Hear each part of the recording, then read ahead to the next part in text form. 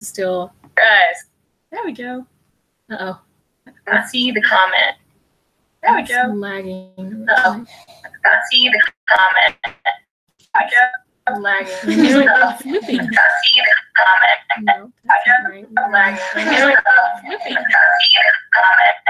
I got lagging. So I can see it responding. Okay, I think the problem might be having this in the background. Sorry guys, technical difficulties.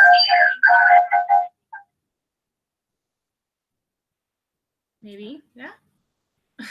Okay, is this working? Is it like it was seeming crazy on our end?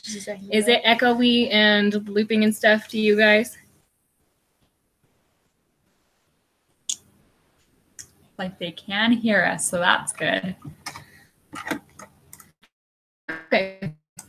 Yes, yes. I think that was a new no. It's maybe they can't hear us. It's looking like we're getting a lot of can't. Can you hear us right now? I get no, and I get yes. Both. Uh-oh. Uh-oh, yeah, that could be a problem. Muted up on top. No, because that's No. We're so good at this, guys. sorry guys, we are trying to make this work. So now I'm not seeing anything. Yes, now I see yeses. Now I'm not seeing anything. Yes, now I see yeses. That is so freaky. Now I'm not seeing anything. Yeah, Yes, now I so see I think this is just the volume, and I think we need to know Yes. that. Now I'm not seeing anything. Yes, now I see Yeah, yeses. so Yes, now I see yeses. Okay, this is like crazy. Lots of no's and yeses.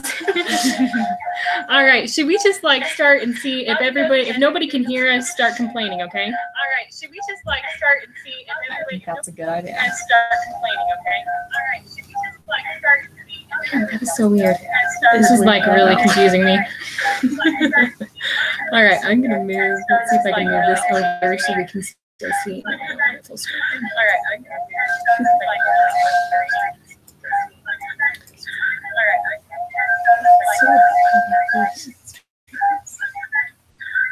there we go. Smaller, and then we can see the chat. Is that working?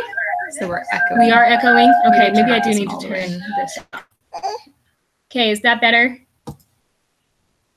Clara, are we still echoing, or is it easier to understand us now? Did we fix it? Great, thank you. Perfect. Thank you. All right. Okay. Yeah, obviously we don't have any of the like tech savvy men in Heroic Youth here to help us. So we're trying to figure it out on our own and, you know, be tough women, and we can do this stuff. So what's up? Okay. We're just really glad to have you all here today. Thanks for tuning in. And for those of you who are going to be watching it another time, thanks for giving us your time as well. We hope that we can answer some of your questions about the program and a little bit about what it's going to look like this year. Yeah, so really quick before we jump in and get started, I have like a side note that I'm going to give because I've had this problem happen more than once and enough times I want to address it. So on the list of emails that you guys gave when you signed up for Heroic Youth, a lot of you have put your mom's email down. And so I'm having this issue where I'm sending out emails to you guys and I get responses from your mom saying, you know, such and such read the email, but this is my email and here's her email address. So if we could have you guys, if you did send me your mom's email address initially and that's not the email that you check on a regular basis, to please send me your actual email address because that would be super, super helpful and will just ensure that you're getting emails better. And additionally, if you guys can also be really good about responding to emails, because I get only like a couple people that respond every time I send something out. And so it'd be really awesome if you could either respond to me or to your Valkyrie Commander or to someone and just say, hey, I read this. That way I know you got it and understood. Return report. Yep, Very return helpful. report constantly. It's super helpful. And we do appreciate all the times that you do communicate. There's a lot of you that are really Yes. good at it. So good for you. And maybe if we can just make it more streamlined for everybody, it'll be easier, especially on Eilish. Yes. So thank you so much for everything you're already doing. Okay, so we're going to start off with having Amber just talk a little bit about what her initial vision for the Valkyrie program was. So you guys can kind of get an idea of what direction we're heading in. Yeah, so I'm really excited about this. I love the Valkyrie program. I think it gives a lot of girls an opportunity to be really strong leaders. what I envision is a group of women that are committed to protecting each other and the other people that they're around, that are strong members of their community, both inside and outside of Summit. We want you, we chose you for this position because we could see that you had this really strong commitment to protecting the weak and also to being able to lead in strong and positive ways. We're really excited by the skills that you have. We're excited by the personality that you have, and we're excited to see how you can learn to lead in this capacity as a person who focuses predominantly on protecting other people. Yeah, perfect. Thank you. So I'm going to talk really quick about what kind of the character of the role is and kind of what specifically we're looking for you guys to embody. And so I'm going to start by telling you a story because So my therapist uses this when she's talking about what it means to be like a strong woman and what it means to be empowered, I suppose. And so the story she tells goes something like this. So once upon a time, there was a princess in a kingdom who was the most lovely and fair of all princesses. You know, she was beautiful, she's kind, she's gracious, all these wonderful things that we expect princesses to be, right? And so she would go and she would serve the people of her kingdom. She was constantly showing them love and respect, and the people loved their princess. And then one day in their kingdom, they were attacked by the shadow people, who were their greatest enemies. And the princess's father, the king, was called away to fight in that battle and to fight against their enemies. And before he left, he told the princess that he was leaving the kingdom in her stead and that she needed to be able to protect and nurture the people in their kingdom, you know, the children, the women, and the elderly, the sick, the people that couldn't go to war, and she needed to take care of them and protect them. And in order to do that, she had to, take off her beautiful dresses, take off her tiara, and put on her armor and pick up her weapons. And that's really the distinction that we're making here with the Valkyrie program. It's not that, the princess wasn't any more or any less as before she took off her dress and picked up her weapons than she was after. And that's the distinction we're making here, is that the more kingdom roles at Summit, princesses, ladies in waiting, flag bearers, they're the ones who are wearing their crown and tiara and capes and all of that. And that's wonderful. They need to do that. But what we need you to do is to put on your armor and pick up your weapons and to be that kind of different dynamic, like to be a little bit more, I don't want to say fierce, that's the wrong word, but to be tough. Yeah, tough, that's a good word. Or to be more tough, to be a little bit more hardcore, and to show it and be proud of it, because that's an awesome thing to be. Yeah, and it's definitely going to be something that's really unique and individual, but just as valuable as any of the other female youth roles at Summit. We need to show another role for strong women to be in. Exactly. We are as women, we're so diverse in our talents and our abilities and the things that we're expected to do in our lives. There really needs to be in Summit kind of roles to reflect all of that. I think. Mm-hmm. Absolutely. Okay, so with that, Queen Kyla, if you wouldn't mind segueing into the stuff I asked you to talk about, that would be fantastic. All right. So I wanted to start off and just kind of introduce myself because we've kind of talked a little bit and you guys have seen that I'm part of this, but I don't know if I've actually let everybody know how I'm involved with the Guardian and Valkyrie program. So my name is Kyla Beckstrand. My husband's name is Eric. And he and I are the committee chairs for the Guardian and Valkyrie program. So that's why we have involvement in this, because we are just kind of all of us together. We're helping to move this program forward. And we have had tons of fun already with Lady Eilish and Lord Asher in setting this up, and it's been a really big project and a really big responsibility this year, since there are so many changes and so much that's going on.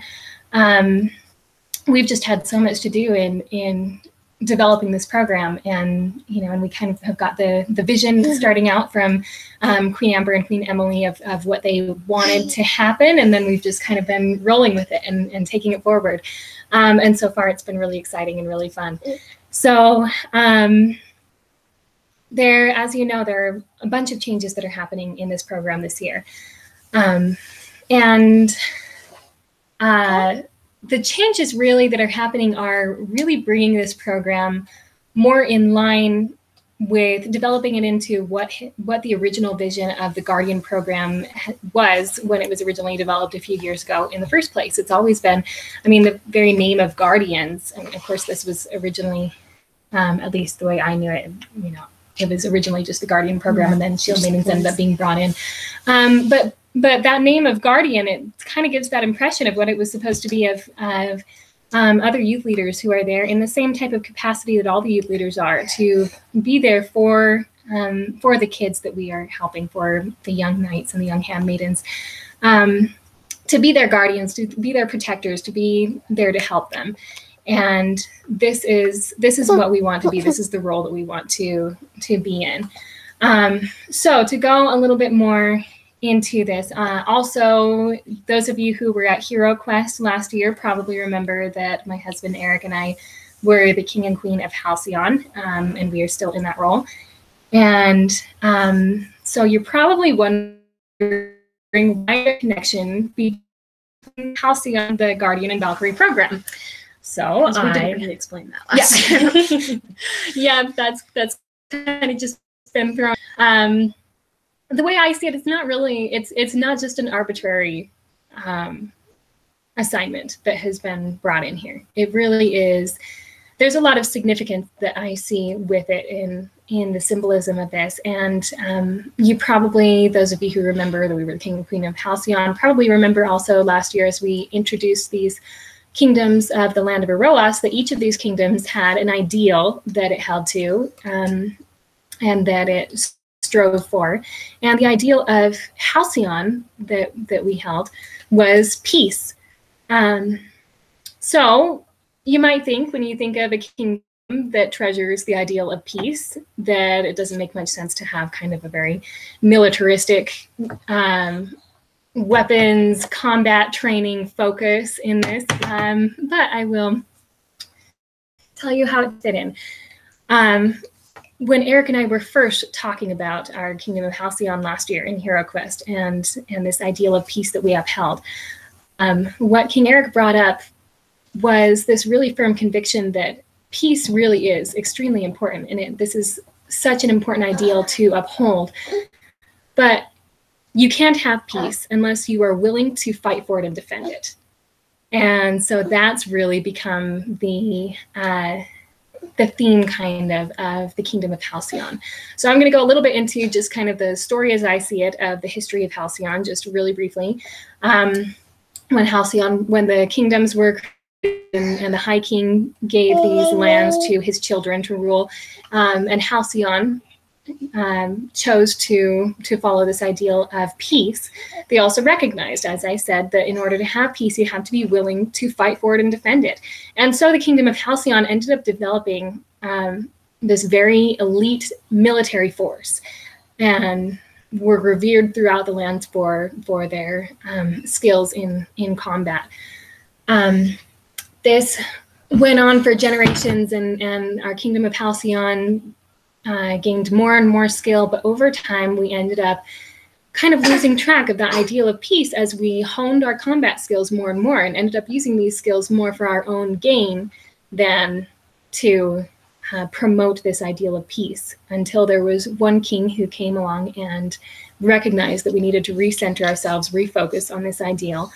And so because of that, this king decided that any person who would wield a weapon or learn the art of war, of weapons in the Kingdom of Halcyon would first be required to take an oath to use those skills only in service of the High King and of defending peace. So this is, after that, what the Kingdom of Halcyon really became known for, is this strength in combat as we follow strictness to this oath and this code of how we use these skills. And as all the other kingdoms looked to Halcyon and looked to their skills in combat, they wanted to send citizens from their countries to train and to gain some of these talents and these skills as well. So we in Halcyon created this program of Guardians and Valkyries to bring citizens of other kingdoms who were willing to swear this oath, also to put above everything else the service of the High King and of promoting peace in the land, and then we would train them in these combat skills. So that's kind of where this all falls in, is that you all are members of the Valkyrie program. You're all shield maidens and Valkyrie commanders. And what that means is that you are still citizens of Christophel who have been sent over to Halcyon to train in combat. And that's going to be, I mean, this is really the central part of your role. And we are going to require each of you to take this oath. Those of you who were at the last training saw that Lady Eilish and Lord Asher took this oath already, so you heard that a little bit. But we're going to go through this oath. We want each of you to take this oath and to really think of this oath. Take it seriously. This is not just something that you're doing in a role-playing scenario. This oath we really want you to commit to, because this is something that in your own lives you can apply as well. Oops. I need to see that. Not just in a role play scenario, but also in your role as youth leaders to the handmaidens, and in your daily lives, in the challenges that you face. We want you to take this oath, and we're going to go through how this oath works. So I'm going to go through this oath, and I want you to think about, as we're going through each line, how this can apply to your own lives, to your role as a youth leader. Think about it in context of the Everyday Warrior Project. We really want you to internalize this oath. So I'm going to run through it and say the oath, and then we'll go through it a little bit more. The oath goes, we take hold of our weapons of peace to defend those who cannot defend themselves, to fight for our God and our King, and to stand for peace and righteous protection. We declare our allegiance to Eroas, our High King. Right. So I'm going to go through this line by line. The first line, we take hold of our weapons of peace. Now, that's kind of an interesting way that we have worded it, weapons of peace. And I want to explain a little bit why we decided to put that wording in, and in the first sentence, weapons of peace. That's something that we found. It's actually in the Book of Mormon in Alma 24:19.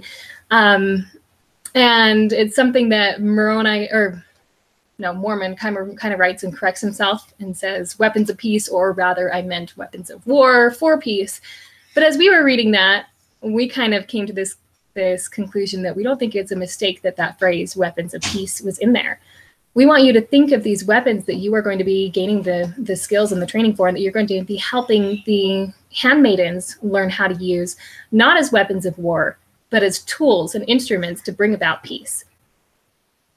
So, weapons of peace. We take hold of our weapons of peace, not our weapons of war, our weapons of peace. Second line, to defend those who cannot defend themselves. Pretty self-explanatory, but I want you to think of this particularly in context of the handmaidens. You were there to be their protectors, to, really these are 8 to 12-year-old girls. They are learning, they are growing, they need your help, they need your protection. You're defending those who cannot defend themselves. Next line, to fight for our God and our King. Now, those two terms there are synonymous, God and King. As we know, the symbolism of the High King here in Summit is, we're thinking of God here. That is who he is. And so we are fighting for our God and our King. And to stand for peace and righteous protection. I want you to think of those terms, peace and protection. Righteous protection, of course, but peace and protection, those are really, definitely. The difference between, there's different ways you can protect. Remember, righteous protection. And then the last line, we declare our allegiance to Eroas, our High King. And you always salute, especially in that last line of the oath. All through the oath, when you're saying it, generally you will salute, but at least in that last line. Any of you who are new to Summit or aren't quite sure, that name Eroas, that is the name of the High King, who symbolizes God. He is the king of all the lands of Eroas, all of these kingdoms, Terra Libra, Christophel, Halcyon, Kalasia, and Fjordhaven. And also Gelt and the Shadowlands, which have broken off, but this is all still their king. Yeah, the High King is technically still their king, even though they don't recognize his authority anymore. You can kind of think of this like Aslan in the Narnia Chronicles. That's a good comparison. That's kind of always what I think of. Non-lion Aslan. Yeah, I don't think he'd mind if we picture him as a lion. Why not? So I'm going to go through, let me tell you that oath again, run through it just again so you can hear it one more time. We take hold of our weapons of peace to to defend those who cannot defend themselves, to fight for our God and our King, and to stand for peace and righteous protection. We declare allegiance to Eroas, our High King. We want you to take that oath and memorize it. We want you to internalize it. We want this to become part of not just your role in Summit, but of who you are, of what you are committed to in your daily lives. And we're going to send out this oath, of course. You're going to so that you can have it. You'll have it in writing. Yeah, you'll have it in writing so that you can look through it, you can memorize it. And we will have you take it all officially. Like, yes. That's something we're going to do over the next few trainings. You'll have a chance to, like, You're say it all to fancy in front of everyone, like Asher and I did. Take this oath. It's going to be great. So this is a really big part of our role, and part of our image, our perception, who we are. This is what we want you to be, is this oath that we are really true to, that we are really strict to. Everything that we do needs to be in context of this oath, and that'll become important for the plot in Summit. If you think about it, think of what we're swearing here. You are citizens of Christabel, but you are swearing ultimate allegiance to the High King and to the defending of the peace. So even though you're still citizens of Christabel, your allegiance to defending peace and to fighting for the High King comes first.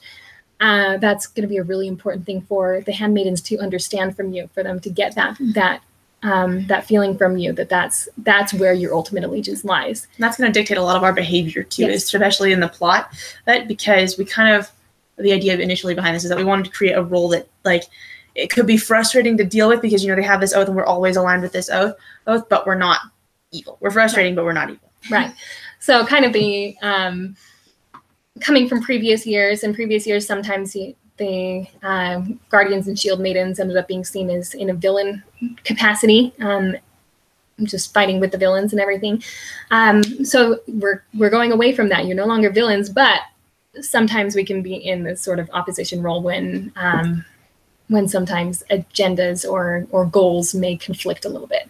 And there's two reasons that we have that option available, right? The first reason is that first, the little girls and little boys need lots of opportunities to fight in a safe place, or a safe space that's not scary, right? Or a little bit scary, but not like a villain scary. Not like villain scary. Things that they're already comfortable and used to, and that's you. They will be comfortable and used to you, which is good. The second reason that we do that, though, is because a lot of times in life we have these things where we feel like we're in conflict with somebody that we really respect and value, and we don't know how to work through these things. And a lot of times just a communication issue that we need to work through, So we're trying to provide that, especially in the plot, which will be coming out in a few days here. You can read that before our training, but that's what we're trying to do. So it's a really good teaching tool. Yeah. So remember that the oath is of paramount importance to you as members of the Valkyrie program. When you say that oath, you're going to make this salute. This is the salute of the Guardians and Valkyries. Right fist over your heart. Yep. And we are going to be doing that salute more times than just when you're making that oath. Anytime that you are, it's going to be kind of our thing. Yeah, that's our thing. That's our salute. Anytime that you are addressing a commander or addressing a peer or, giving instructions to anybody else, it's kind of just your official, your salute, your thing that we project to everybody else. And I want you to think about when you make that salute. Each time you make this salute, it's as if you are repeating the oath. So every time you do this, it's a reaffirmation. Don't do that lightly. We want you to think of that oath each time you do that. And this isn't just for just people in the Guardian and Valkyrie programs itself. Like, obviously that's where it would be the most important to do that. You can also do that with all of the leaders that you may be addressing or receiving instructions from or delivering messages to, and all throughout training and Summit. That's something we want you guys to exhibit, because there'll be a good reminder just to remember, oh yeah, I made this oath, I made this commitment, and I'm keeping it close in heart, and I'm valuing it. But notice that I don't make this symbol because I haven't taken the oath. Right? I'm the Queen of Christabel. Exactly. So it wouldn't be, I probably will never take the oath, right? Because I'm not aligning with Halcyon that way. So I will never make that sign or that oath, but all of you have that opportunity to do so. So keep that in your mind. If a princess maybe doesn't make that sign or that oath, she hasn't made it, it's okay. Or if when you take the oath. It's exclusive. Which is very cool. Yeah, that's very cool. And me I am the Queen of Halcyon, but as I see it, I'm also a Valkyrie. I am the kings and queens of, not necessarily, you are the Valkyrie commander, or the royal Valkyrie commander. Right. So I would see you're you as the first Valkyrie, though, the original Valkyrie. Yeah. the way I'm seeing it, the kings and queens of Halcyon are also guardians of Valkyries. Yeah. We have been through this program, so we also make this oath, the salute. So as we are addressing the other kings and queens or those under our command, I say, Lady Eilish, I need you to go out and do this, or Queen Amber. I greet you, Queen Amber, that type of thing. Right. Kind of a little fun, almost like stylistic thing, but it also has a lot of meaning to it. So we can like have fun with it, and it can be cool and a little bit epic and edgy, but it can also it's also going to be really symbolic and really important to pay attention to. Okay, so then the main thing that was my initial goal in having this live stream talking to you guys about is how you guys are going to be interacting with your kingdoms, because there seems to be a lot of general confusion about that. I didn't have time to fully touch on it at the last training. So I'm going to kind of explain this a little bit, and you too, if I miss anything or if you haven't, please chime in. So you guys have three main functions when we're talking about interacting with the handmaidens and with the other youth leaders in your kingdoms. And keep in mind, this is during Summit, not Hero Quest, Summit, okay? The first is archery training. So just know, if you're a Valkyrie commander, you're going to be helping to lead out in very specific archery training for the handmaidens. And if you're a shield maiden, you're going to be supporting your Valkyrie commander and assisting in said archery training. So just be ready for that and be prepared. We'll spend more time talking about that once we have the plot and go through actual training.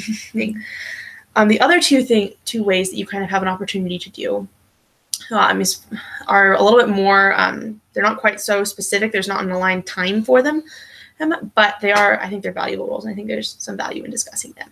So the first is kind of a stoic guardianship or protection. You'll kind of have this ability to kind of play this, whenever I first started talking about it, it was a Queen's Guard idea. This idea that you guys are protecting and protecting the handmaidens. Yeah. And so that kind of gives you a chance to just kind of stand back and just be, stoic and firm and stay at your post, and I'm protecting the handmaidens, which is kind of a good thing. It kind of gives you a little bit of a break almost, just from like having to interact with handmaidens or from fighting all the time, because archery is exhausting when you do it for too long. And it just, and I think, of course, you're going to be interacting with them a lot and doing a lot of fun things. Yes. But if you were like, I don't know what to do, what's my job right now? A good backup plan is to just be a strong job protector. Always is to be seen as this royal guard type of idea. You want the handmaidens who are looking at you. Anytime you don't know what you're supposed to be doing, you can just stand there and be seen. I mean, you can just be giving that impression to them. Look stern, and that's pretty much it. That's your job. Yes. The job is to be epic. And that, with that whole royal guard idea, some of you will remember back when Summit was in two separate events, one for guys and one for girls.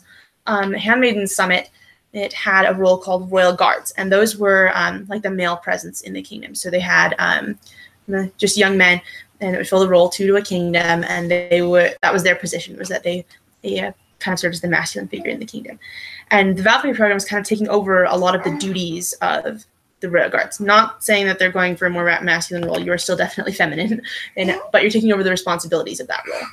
So the original responsibilities of a Royal Guard was that they were, the protectors of the handmaidens. They were there to keep them safe. So obviously that's for first and foremost your role.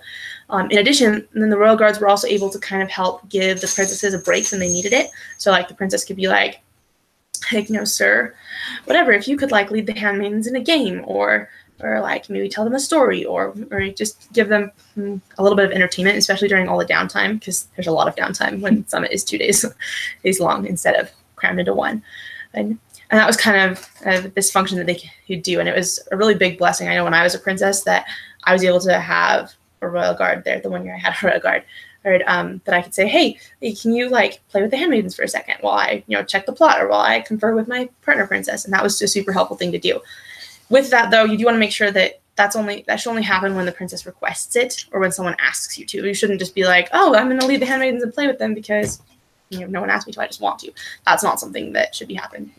And when in doubt, you can always ask, right? If you're like, man, she looks overwhelmed, she must not remember that I can help. Right. You can always be, hey, can I help? Could I do this? Could I try this? Would it be helpful if I, definitely verbalize these things? Yeah. Yes. We want you to be looking for ways to help.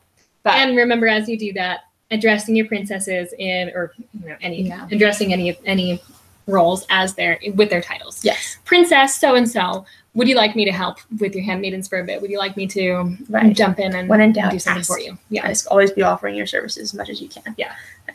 So that's something, again, to think of in terms of preparing for that. Like, and this is more specific with Valkyrie Commanders, but Shieldmaidens, you can help with this too.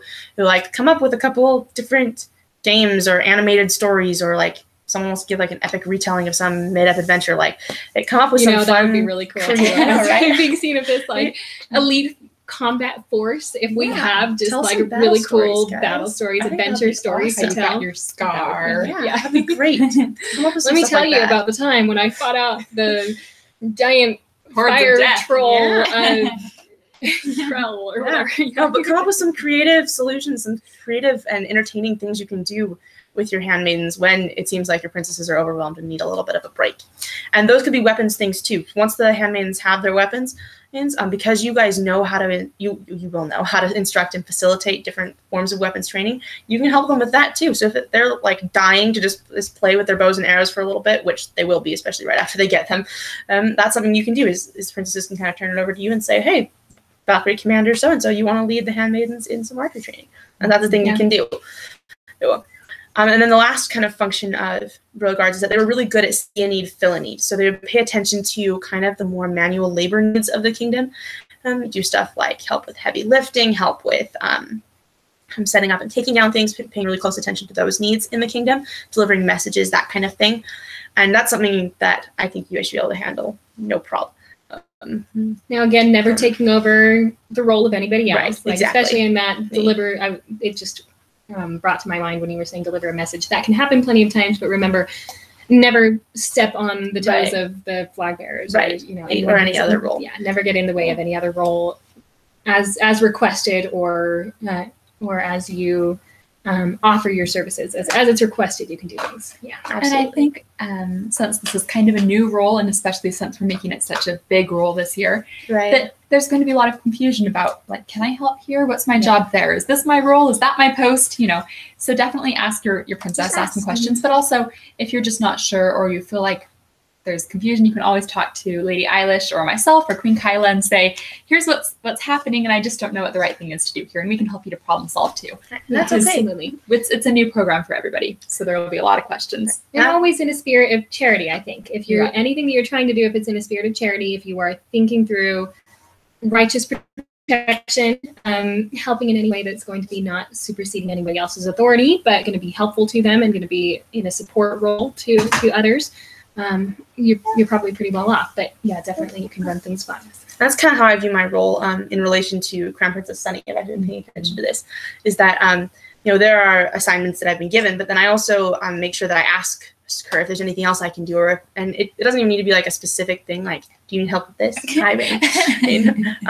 But it's usually, do you need help with anything, or is there anything I can do to help you specifically in any way? And she's been really good about coming back to me, like, oh yeah, do this, or if you could do this, or no, I just really need like prayers and support right now. And that's like an awesome thing. Like, I'm there to be the way I view it is that I'm Sunny's Valkyrie commander, right? And so I view it through my role as being there to support her and lift her up as much as I possibly can, whether that's through direct acts of service, whether it's through just praying for her and being there to support her, whether it's through like the specific tasks that I've been given in any way, shape, or form that I can help to assist and serve her.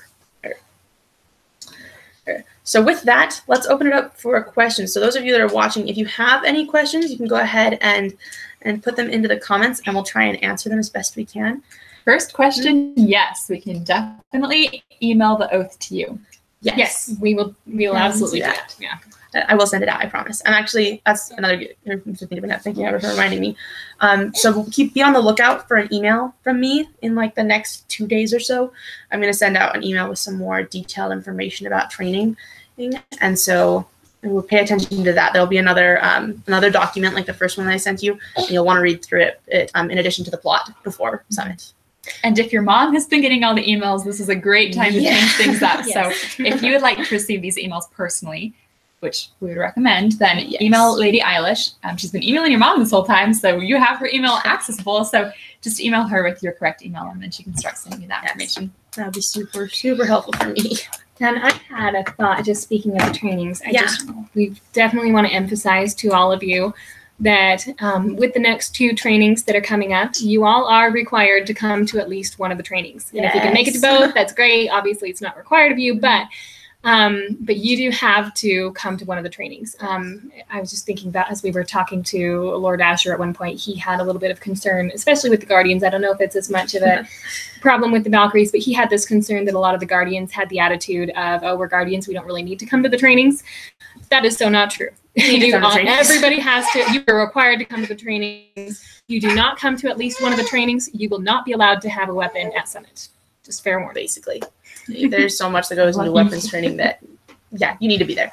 And if you're track of who's there, right? If you're a Valkyrie Commander too, and I think I've said this before, but if you're a Valkyrie Commander, I'd appreciate if you can try to come to both. If you can't, like, I won't be too upset because it is an option, and so I don't expect you to like rearrange your schedule so you can come. But if it is possible, please do because it'd be super helpful for you to be there for both. And the reason for this is it just is more preparation for you, right? And we're mostly going over the plot at these trainings, the plot for both days. But the more familiar you are with that, and the more that you have it in your mind, the better off you'll be. And the more that you've been able to problem solve and think through these issues beforehand, the easier it will be for you to be helpful and supportive, when you're actually there at the event, and the better experience that you'll have because you won't be as confused or wondering where to go and what to do. Exactly. So if it's possible, you're certainly welcome to come to both. Yeah, that would probably be a good thing. Yeah, and same if you're a shield maiden too. I mean, we'll be doing very similar things both times, but if you want to come to both and you can, please do. I mean, a lot of the stuff we'll be focusing on is weapons training primarily, and a lot of that stuff you get better at with practice. So if you don't have a bow at home, if you're fairly new to this still, totally come and we'll help you out. You can practice. It'll be good. Remember, as we said, that the Valkyrie program, you as Valkyrie Commanders and Shieldmaidens, you are going to have the responsibility of helping the handmaidens to learn how to use their weapons. That means that you have to be very clear on how to, you have to be very familiar with the bow yourself, and you have to be very familiar with how to train, how to help the handmaidens. You need to learn how to be a good teacher and teach them how to use it. So the more practice you can get at that at these next trainings, the better. Definitely at least come to one.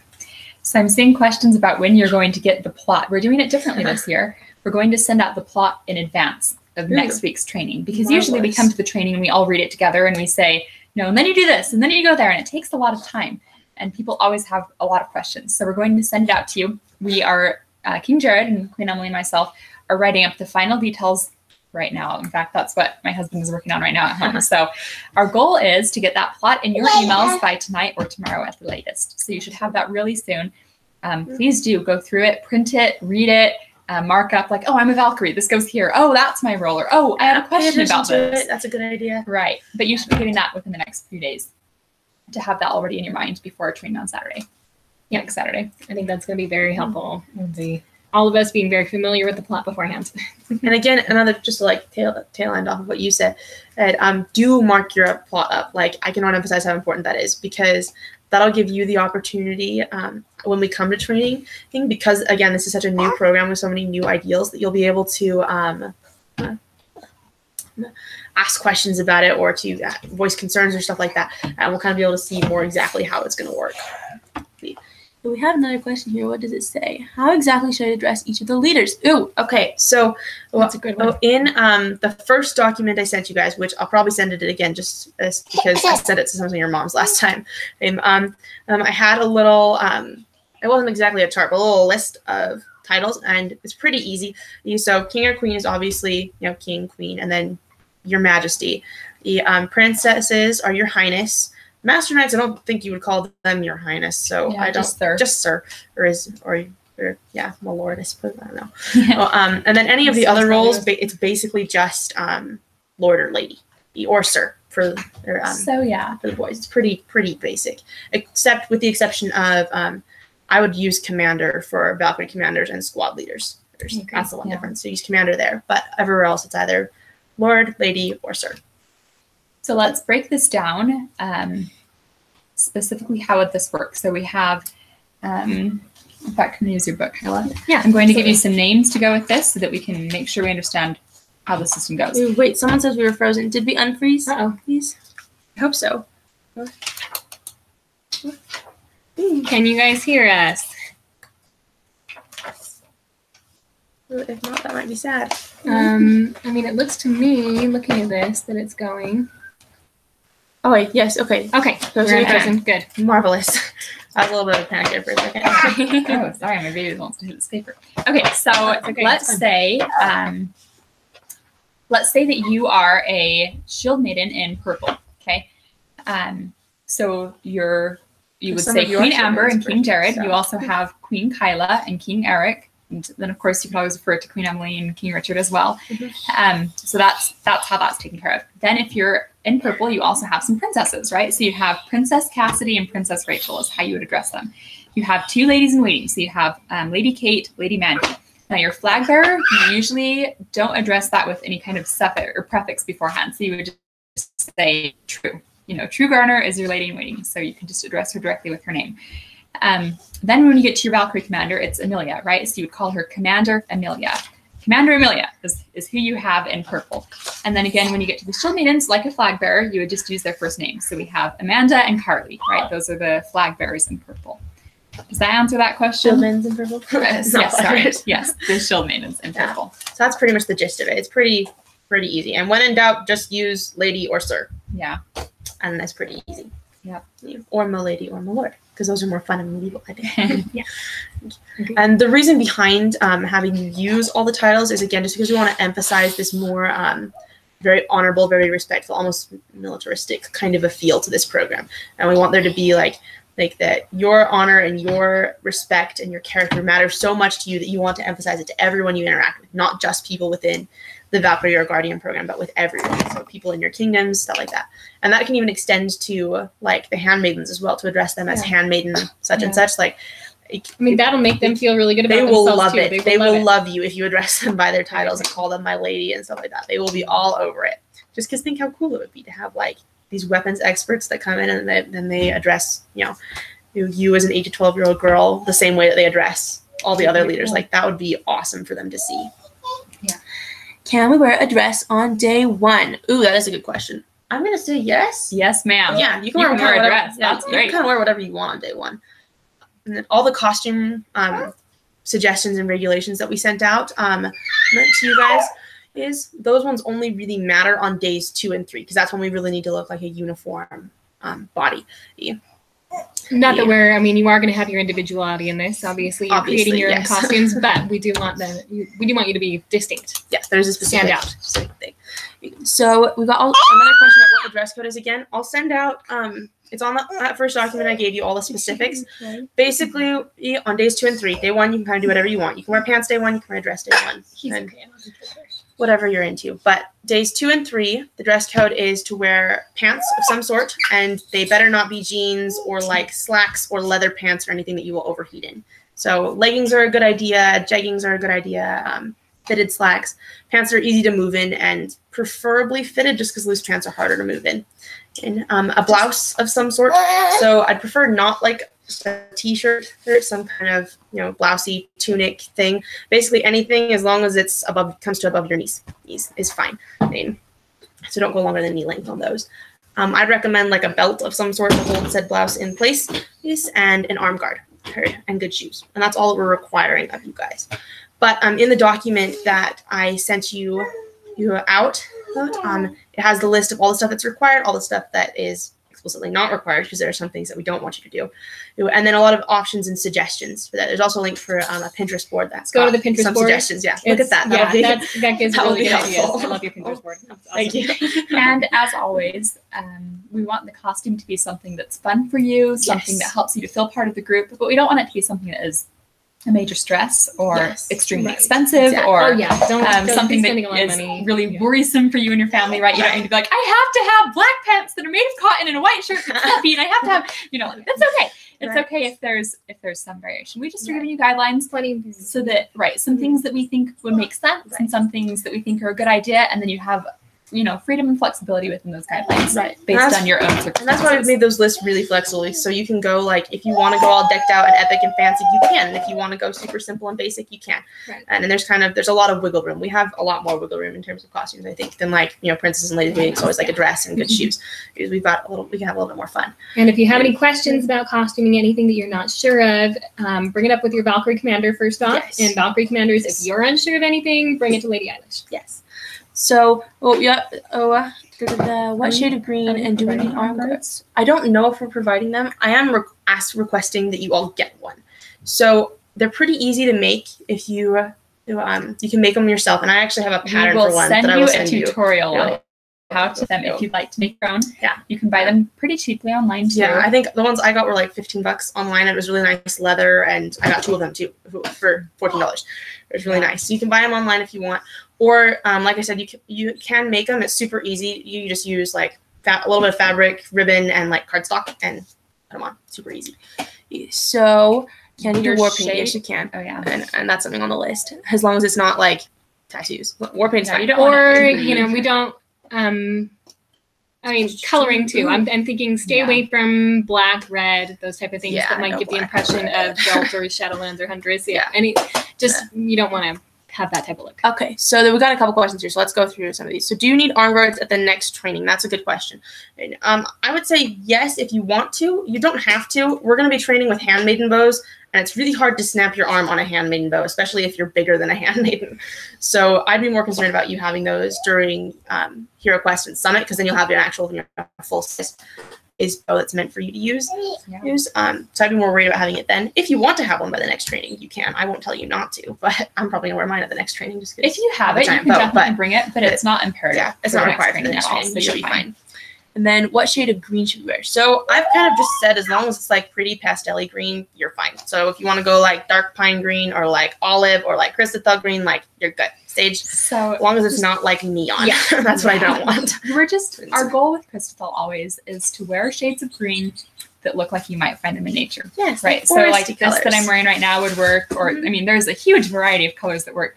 But we do probably just want to stay away from like really fluorescent colors. Yeah, But so otherweise, all greens like are good neon greens. green. Probably no like Yeah, light exactly. green Like either. foresty. That's Yeah. it. Foresty. Yeah. That's a good way to describe it. And then, Can you do war paint? Yes, you can. And I already addressed that. I know last year within the Shieldmaiden program, there was some issues with girls doing henna tattoos at Summit.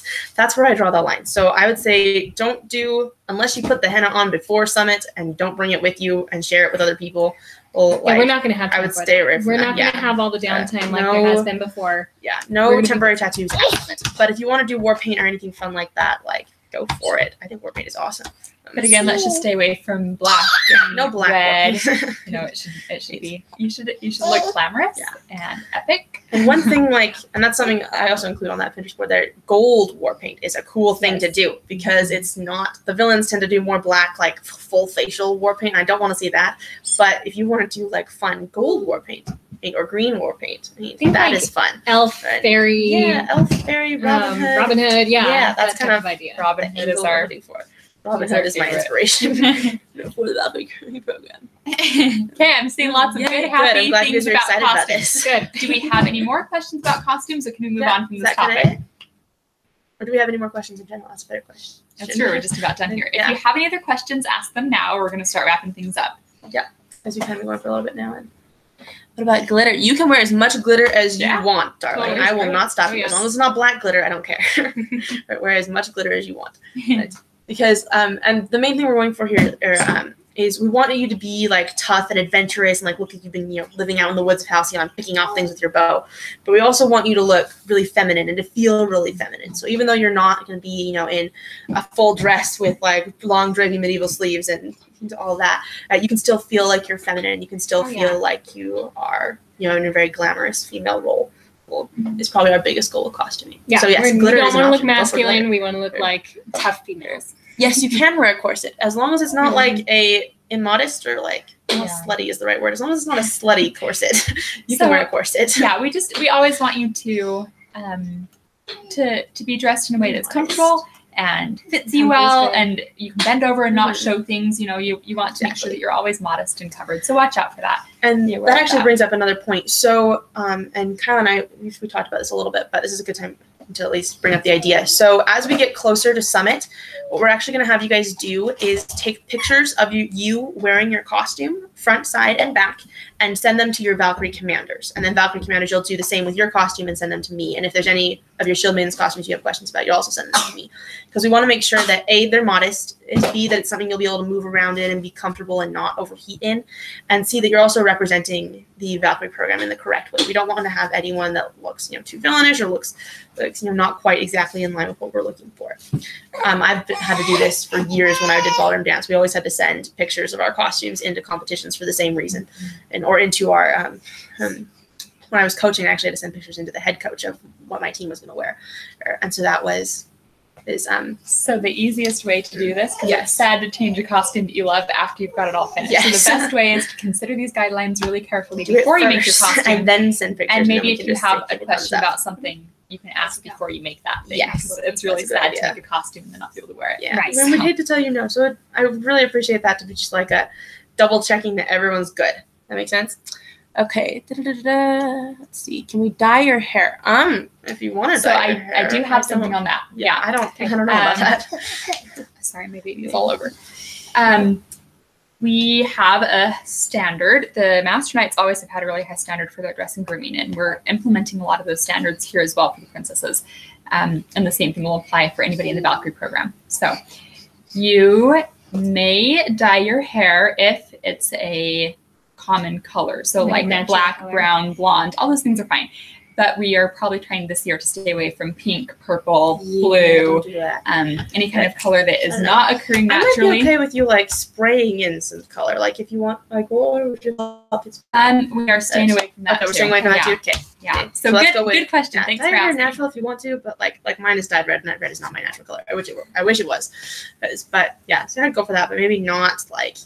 We Yeah, want you not to anything look crazy. professional and to look like good role models for these girls that are going to be looking up to you, especially for these little handmaidens. We want you to look appropriate and wholesome. So we're just staying away from bright colors during this 3-day period, and then you can get right back to it. And I think that's the good thought to consider, is that you are role models for the handmaidens. We want you to be someone they can respect. This is more about the handmaidens than about you. Yes, we do want you to feel awesome and epic, but remember that this is about Because they're going to be impression looking you up give to it. you, so they're going to be paying attention to And you. they're going to ask their Or something mom, like- can I dye my hair pink? And they're like, Yeah, we don't want that to happen. Okay, but with that being said, you can braid leather into your hair. You can Or braid just feathers feathers. in. You can put beads in. Oh, well, are we staying away from feathers? No feathers. Yeah, That's true. feathers is Because hunters, the not feathers. feathers. Yeah, hunters. No But if you want to do feathers. beads, or if you want to do like leather, you could do Yeah. string, you could do wire. I've seen wire braiding. It's really cool. Like lots of fun There's you a can lot do of with cool your hair.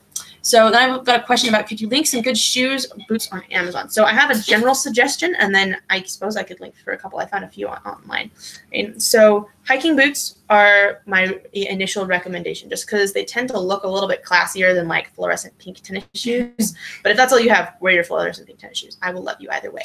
Yeah. Okay, but hiking boots are a good option. So if you have hiking boots, or if you want to get a pair and like make sure they're well broken in before Summit, that's my first suggestion. I'd stay away from fashion boots because those tend to either give blisters or like wear you down during the day. So unless they're fashion boots that are really broken in and you know you can wear them for 3 days and like not have dead feet at the end of those 3 days, I'd stay away from those. And I can look some up on Amazon and send them out next time. I mean, 2 sets. It's kind of something I'm doing. Remember, this is Summit. If you've been to Summit before, you know how hot you're going to be, how long you're going to be on your feet. Yeah. And especially with you Comfort, guys, you're gonna comfort. be moving a lot. The biggest So pay thing attention to remember that. with shoes is, of course, they have to be comfortable, but that's really variable. But we cannot Yeah. have any open-toed shoes. No. So no sandals, no flip-flops, no, I don't know, other options. Show your toes, but your toes have to be enclosed for safety reasons. Yes. So that's the only huge thing. If we see any bare toes, then those shoes automatically have to be changed. But otherwise, we trust your judgment. Good luck with that.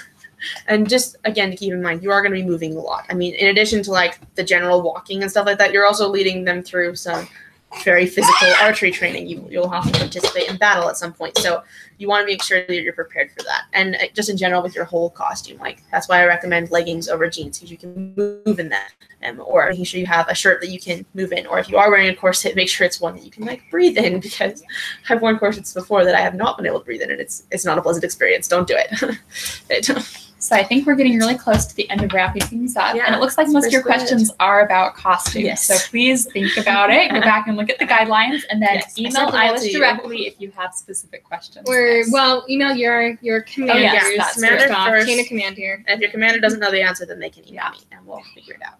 Yep. What kind of shirt do I recommend? Okay, that'll be the last question we answer. Okay, what kind of shirt do I recommend? I would say like go for more of like peasant blouse, kind of almost, or like just anything that's really loose fitting. I mean, you can go to like Walmart or Target and find like a loose fitting t-shirt blouse, and that would be fine. I would say again, go to Eilish's Pinterest board. There's a lot of good ideas there. I made it just for you. And there's tons of different ideas. There's a lot of different things that you could wear, different looks you could go for. Just go there and you can get some good ideas of what you might want to do. And if you only have black leggings, is that okay? Okay, final question, just because that's something I feel like the rest of you are going to have questions about too. So if you do have black leggings, I would be okay with that. My concern is that I don't want black to be the dominant color of your costume, because that's where we get villains and stuff like that in. And it'd be better to have like brown or something else. But if that's going to be a hassle for you, wear black. It's fine. Yeah. Just don't let black overtake the rest of you. And just make sure leggings are super comfortable and I love them. So I'm a big fan of leggings, but just make sure that whatever you're wearing is covering your little bottom so that you're not being a bottom, you want to make sure that you're covering more of it. And I will resend that Pinterest link because I sent it to you before, but it looks like some of you may have been having trouble getting it. So I'll send it again. And sound good? Yeah. Okay, and that's basically all I have. Thank you for watching. And those of you that watch live, thank you for asking your questions.